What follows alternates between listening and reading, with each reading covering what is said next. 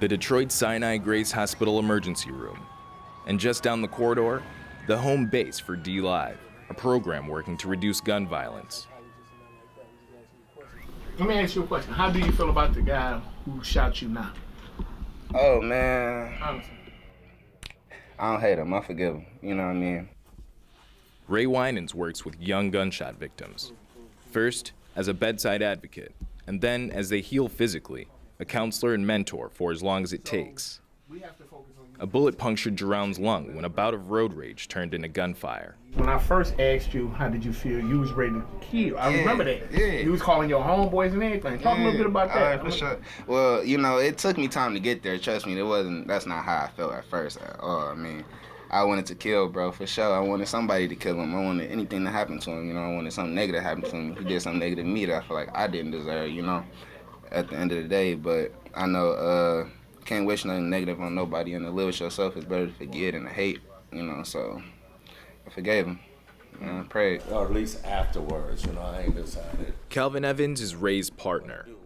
In Dlive, Detroit Life is Valuable Every Day, we are now at max capacity.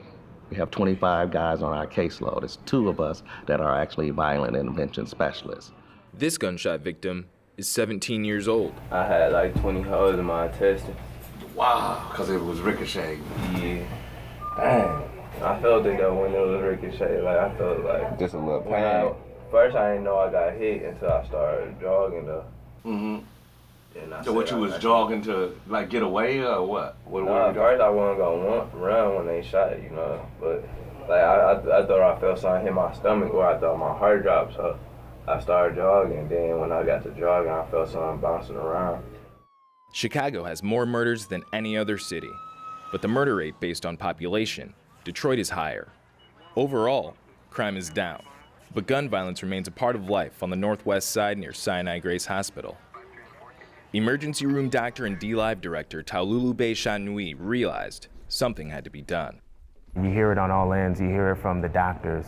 Man, this is crazy. You hear it from the patients, and you see the anger and the angst and the sadness. You see social workers being, you know, everyone feeling fed up, like there's no hope, like there's nothing to do. And you see individuals who are laying in bed, and you talk to them, and they talk about, man, sometimes I got into this situation because they feel like there's no options. Dlive's approach to violence prevention is not new.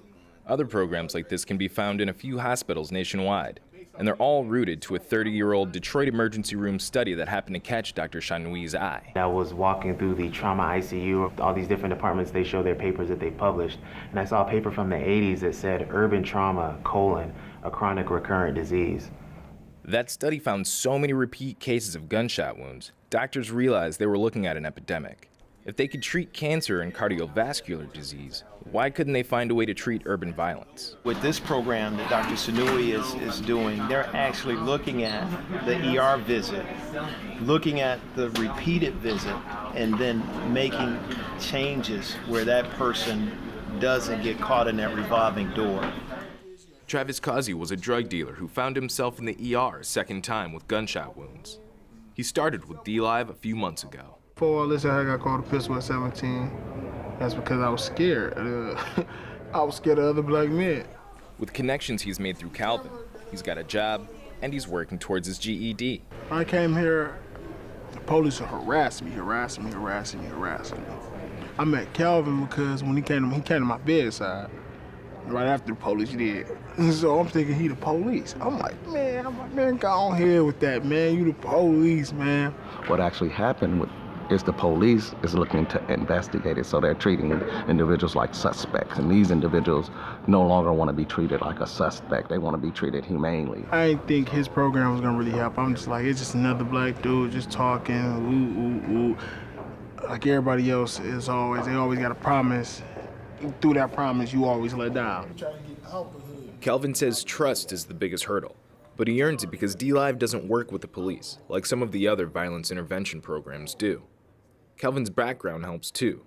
He's been a drug dealer, he's been shot, he spent 24 years in prison, he knows what these young men are thinking. That's why the various different approaches is necessary, because you want an individual to understand that they are the victim. In spite of what it is that may have happened, you are the victim once you enter into this hospital as a victim of violence. This is my house right here. It ain't even here no more. Oh, this was my house. It was right here on this corner. Calvin and Travis are back in the old neighborhood. These were Calvin streets 30 years ago. They're Travis's now. You see the picture? Yeah, all right.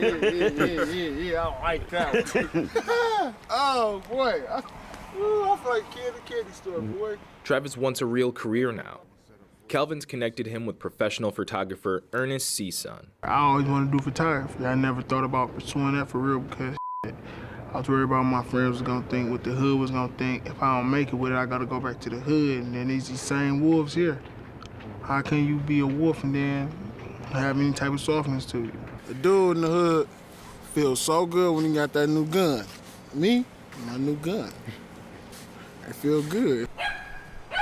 What I admire about this young man is he has a vision. Like, I mean, he can see anything and be able to, he can explain it to a T as far as what he's feeling out of it. I got shot over here on Stravemore, a couple blocks over across. Over here, right? That didn't stop me. I got shot in the head when I was 19. 2012, October 1st. Didn't stop me. This carrot, man. That's his love right there, see? Dlive's first anniversary comes in April. Calvin says with so many other victims of violence being turned away, the program needs to find more funding and more staff to help them. Violence is a public health issue, not a criminal justice issue. And in order for us to fix our criminal justice system, we have to cure this mental health component, this public health component. And then we will begin to see the change.